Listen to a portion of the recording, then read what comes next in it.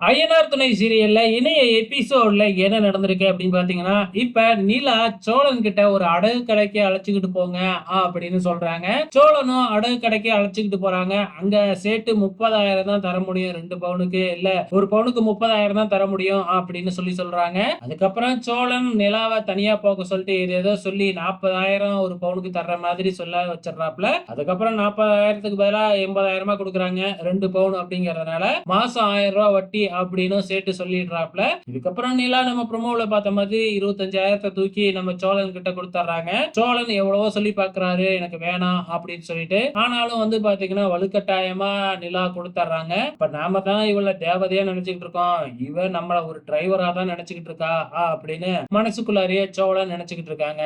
இந்த பக்கம் நிலாவோட வீட்டை காமிக்கிறாங்க. நிலாவோட அப்பா அப்படியே வருத்தத்திலே தான் இருக்கிறாங்க.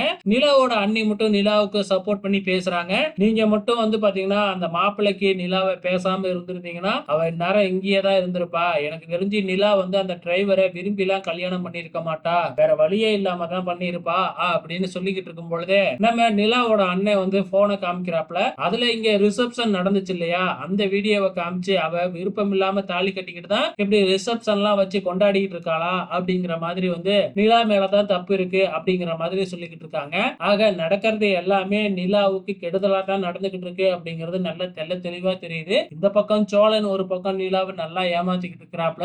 அது தெரியாம நிலா எல்லாத்துலயுமே மாட்டிக்கிட்டு இருக்கிறாங்க. சட்ட சிக்கலாக போகுதுன்னு நினைக்கிறேன். இப்ப நிலாவும் சோழனும் மறுபடியும் வந்து பாத்தீங்கன்னா இங்க வீட்டுக்கே வந்துடுறாங்க. சோ இப்பதான் ஹாஸ்டல் எங்கேயுமே கிடைக்கலையே, சோ முதல்ல வீட்டுக்கு போயிட்டு அதுக்கப்புறம் என்ன செய்யலாம்னு யோசிக்கலாம்னு வீட்டுக்கே வந்துட்டாங்க. அந்த நேரம் பார்த்து நடேசனோட அண்ணன் போலீஸோட வராப்ல. ஏன்னா நடேசன் அவங்க அண்ணனை பிடிச்சி இடிச்சு தள்ளி இருக்காங்க இல்லையா, அதனால நேரா போய் போலீஸ்ல கம்ப்ளைண்ட் கொடுத்திருக்கிறாப்லையாட்டுக்கு. சோ என்ன நடக்க போகுது அப்படிங்கறத நாளைக்கு பார்க்கலாம்.